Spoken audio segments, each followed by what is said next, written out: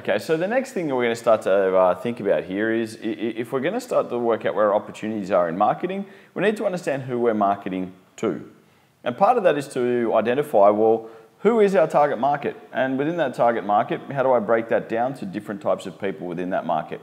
Okay, my favorite that I get all the time from people, I say to them, well, who's your market? And they go, oh, we're for everybody. That's the everybody routine. Well, sadly, while everyone might be able to purchase your product, you're not actually trying to aim your marketing efforts at the entire universe. So let's start breaking that down into some actual practical people that we can go after, look at, find out what those people's needs are, and actually start to break it down so we can start to meet those needs. Okay, otherwise it's going to be really hard to work out where we're supposed to advertise. Okay, it's too broad, we can't hit it. And by the way, not everybody is interested in your product. I know, amazing.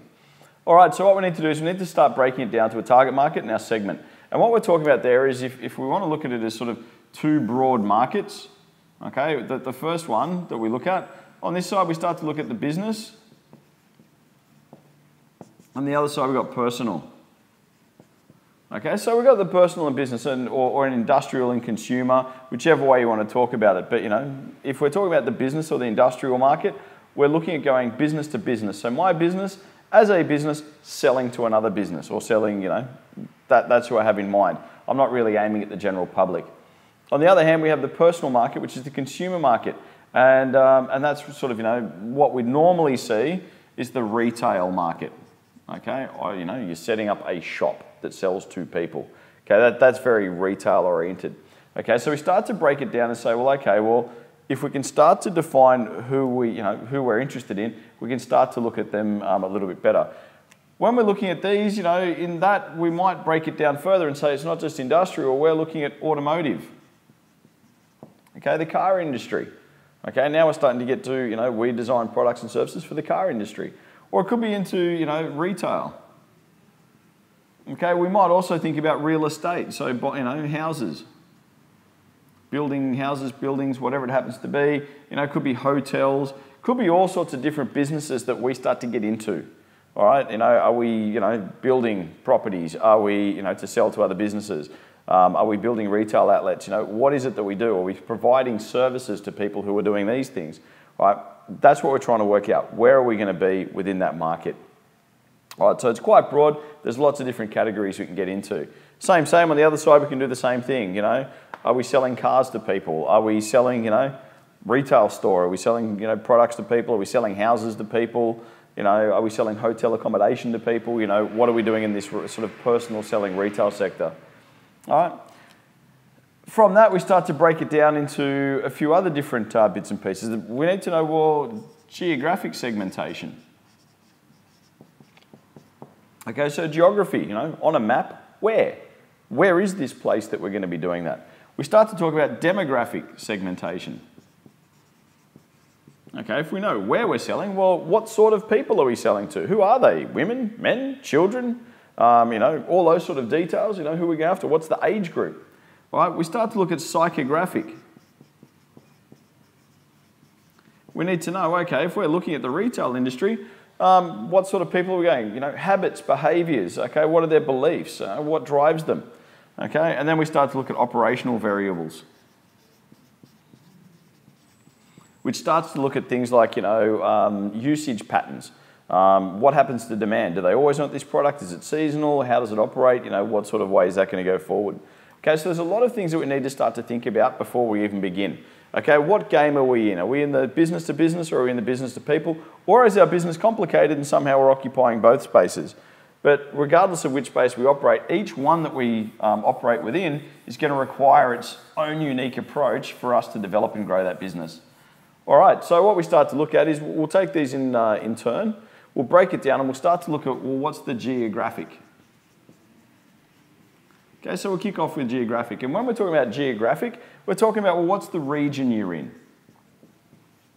Okay, so how do I divide this into some sort of workable territory?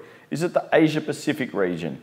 Are we looking at, a particular, the UK, give us a big slice of map, then we can start to break it down into segments, okay? Are we in New South Wales, that region? Are we in the Sydney region? How big is our slice of pie?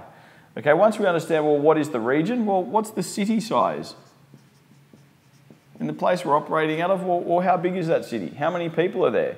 How many businesses are there? How many streets has it got? We need to know more about it so we can work out how we're going to sell within that space. We almost need to also think about the difference between an urban area, okay, and a rural area. 1,000 people living in an urban area might be 2 streets. 1,000 people living in a rural area might be a 3-day drive across the place, okay? So we start to look at dispersal. Okay, in a rural area, people are spread right out. In an urban area, they're all close together. Okay, we need to understand the differences in those sort of things. And we also need to understand, well, what's the climate like? Okay, quite literally, even as simple as, well, what's the weather? Or what's happening? Or what's going on? Let's talk about the situation itself. Okay, so what are the factors in there that's going to deal with that geography? Okay, is it a naturally cold place? Is it always cold? All right, what's happening? Right, so if we start to do that, that gives us a good idea about, on a map, where are they? Okay, and that's what we're really trying to understand from the geographics. Okay, what's the region they're in? What's the city size I'm dealing with? Are they mainly urban or are they rural, rural-based market? And also, what's the climate? Okay, so what's going on there? What tends to happen? What does that mean? Okay, because if it's always a sunny space, you can guarantee they're all going to hang around at the beach. But if it's always sunny, it's going to be a harder deal to sell hot coffee. Same, if it's always cold, a little bit harder to sell ice cream. Okay, we need to be thinking about that. The next thing we're going to look at quickly is demographic. And the demographic's pretty straightforward. We're starting to talk about the people themselves. And the first thing I want to know is, well, male, female, other, whatever. What's the gender base I'm dealing with? Once I understand that, I also need to think about, well, how old are they? What's the age group? Okay, I'm looking for men between the age of 18 and 35. Okay, it might be that. You might think about marital status. Okay, now some people might say, why does it matter? Well, it does matter depending on the product. Okay, if I've got a single site, all of a sudden it matters very much. All right, so I need to think about that. I need to also think about what's their occupation. Okay, because that gives a bit of an idea of some of their interests perhaps, or some of their needs that they might have to support that occupation. We think about the education. Okay, so who are we looking at? How much education have they had? Obvious link there is if you're selling educational or professional development courses, you need to know where they're starting from, so there's quite a lot of reasons for that. Family size becomes a thing. Okay, so how many people in their family, etc. We start to also look at religion. Okay, it does come in quite a fair bit into the marketing and think about, well, what does that change as far as their values and beliefs? We also need to think possibly about the ethnic or racial background. That can have quite a lot of impacts even just on language, okay? If we have a large ethnic population in a certain area, perhaps we need to tailor some of the marketing material or some of our messages in a foreign language, whatever it happens to be, okay? We've got to be thinking about that. And then we also need to know about what's their income like, okay? So once again, we're not judging any of these things, we just need to understand what's there, okay? And if we understand what's there, we can much more effectively engage with it, okay? So it's really about engagement, not judgment, and that allows us to really target our messages appropriately and make sure we're giving the right people the right products that they need. Okay, so that one's pretty straightforward. So we'll kick it along just that little bit further. And what we start to think about now is going into the psychographic information.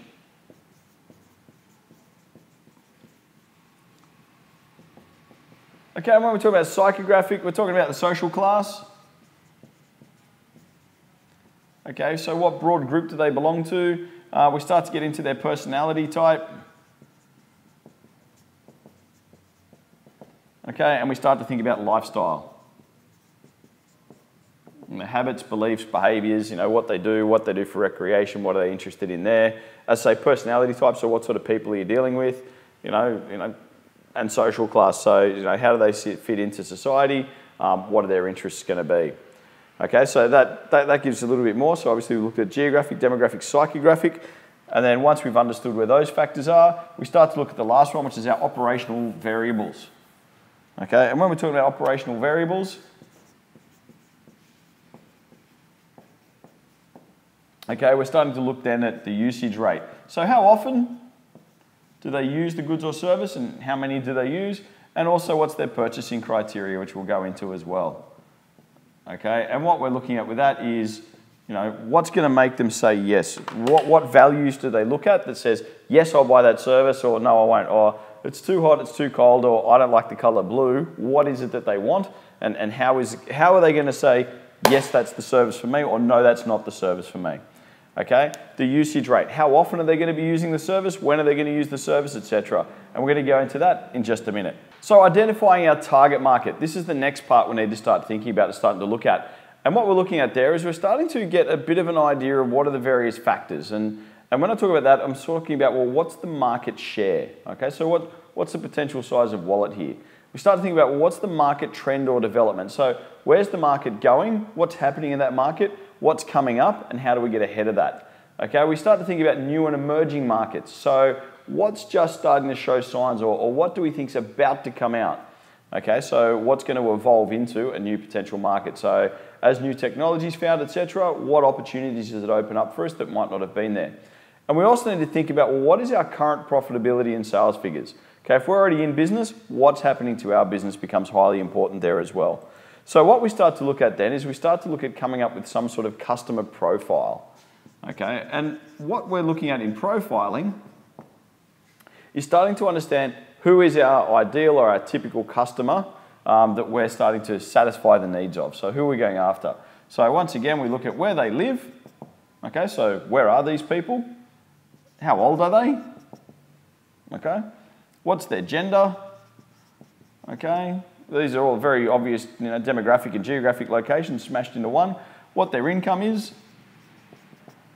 Okay, start thinking about their level of internet use. Okay, and starting to think about, well, what's their preferences for distribution channel? Okay, so I might look at my grandmother who lives out near Botany. She's 80 plus, she's female, she's retired, she's an occasional user of the internet. She might get information from it, but she's never going to buy from it, which becomes important. And her preference is to go to an actual retail store and look at the goods and services we're making the decision to buy. Okay, so what we're trying to do there is we're trying to look for, well, what are the key parts here that we're going to target? If I set up a retail store online and they can only buy online, that's not actually her preference. She might go to a competitor instead. So how are we making sure we're lining up you know, the customer profile of who we're trying to achieve or who we're trying to get to?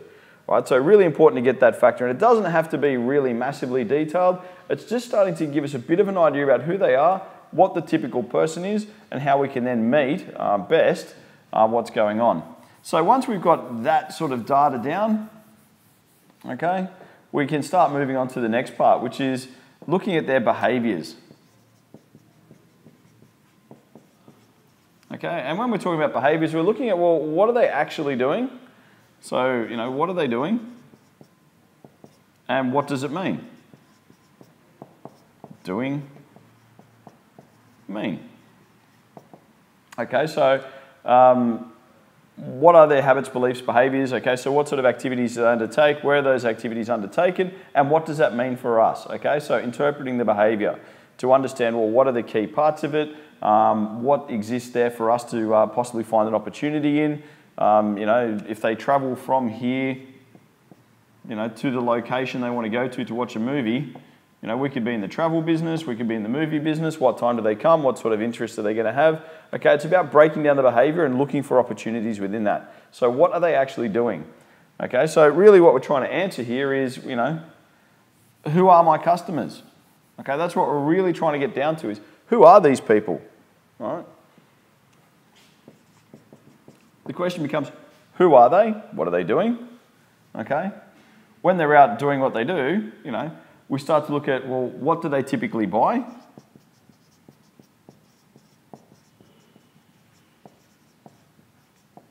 Okay, so, you know, what do they buy? Okay, if I have a petrol station, do people just come and buy petrol? Or do they want to come in and buy soft drinks and chips and whatever it else happens to be as well? Okay, if I've got a coffee shop, do they just come for the coffee? Or are they also happening to buy toast and happening to buy other things? Okay, so, you know, who are they? And what do they buy when they come to a typical store they expect to go to? And the next thing is how often? Okay, if I'm the petrol station, do they come to me every 2 weeks? Do they fill it up weekly? What's their pattern of behaviour? If I'm the coffee shop, they don't come once a week. They probably come daily. Okay, so that becomes important for me to know. People who go and, okay, my customers are inner city people, in a business environment. They usually come to a coffee shop to buy a coffee, and they might buy a piece of, raisin toast every couple of days, and they're going to buy that though on an everyday basis. Okay, that's when they do. And then we think about, well, how do we meet their needs? How do we meet? Okay, so how are we meeting those needs? How do we make sure, do we have the products and services they want? If we're the coffee shop, do we sell coffee? Do we sell raisin toast? If they're the things they want, well, how are we making sure that we're meeting their needs? And also that our quality levels are what they expect as well, all right? So it's important for us to understand that customer will understand, or they will perceive our product in their own terms, okay? And they'll have different needs and reasons for purchasing different products and services. They might just buy a piece of toast out of habit. They might buy you a piece of toast because they like it. They might buy the piece of toast for their friend. Okay, we don't get into that. We just start to look at the what and the how, but also understand that they're just going to always relate to it. Doesn't matter how we put it out there. It doesn't matter what we say it is. They're going to make up their own minds about the hows and whys and whos. Okay, and that's okay. We just need to know that. All right, they'll have usually reasons. And one of the key things we start to look at there to start understanding reasoning is we can go to the Maslow's hierarchy of needs, and this is one you've probably seen before. Okay, so we start looking at this sort of big pyramid that you would have at some point been exposed to, and down the bottom, basic needs, survival. I need food, water, shelter. Once I've gotten over, food, water, shelter, we start to look at safety and security. That becomes a bit of a driver, understanding safety and security. Once we've got there, we start looking at belonging or social.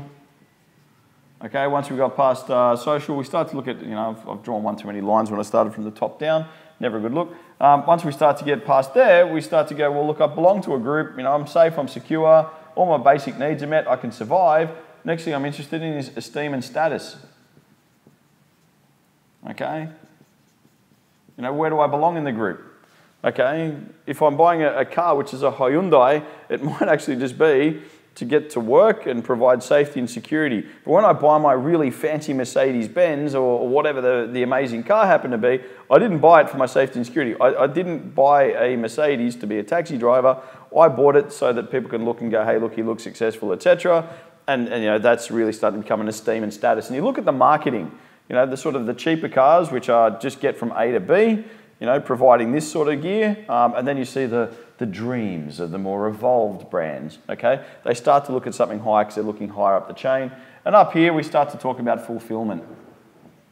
Okay, by here, it's all about you again. You're looking at your fulfillment and your self-actualization, the real growth about where you want to go.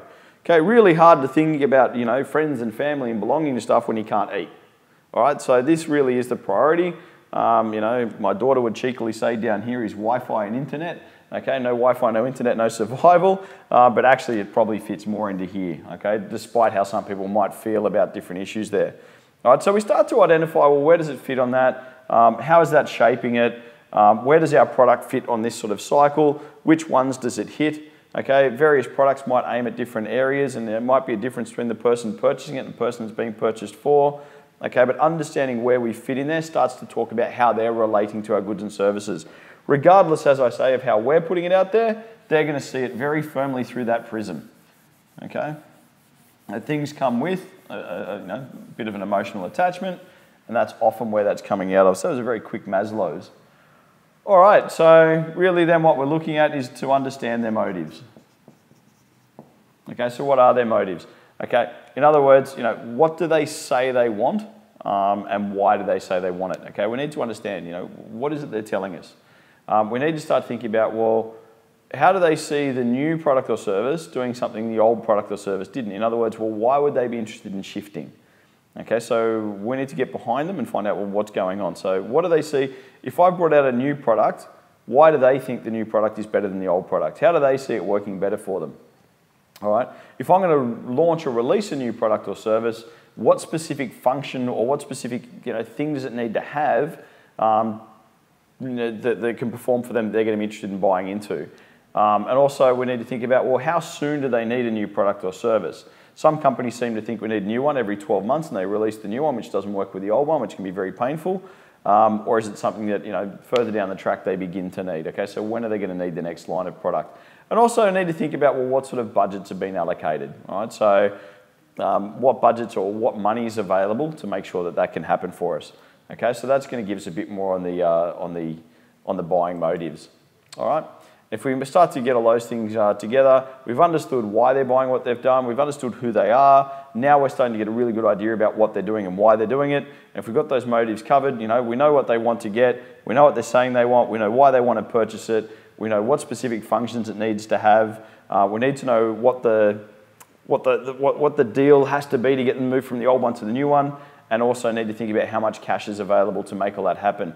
If we can get all that together, we'll have a pretty good idea about targeting the segment and understanding for the next parts about how we can maximize the opportunity out of that segment and make sure we're marketing the right people, the right products that are going to satisfy their needs, and basically do our job as really good marketers. Okay, so that's that bit about segmentation. Hopefully that's all clearly understood. Good luck out there.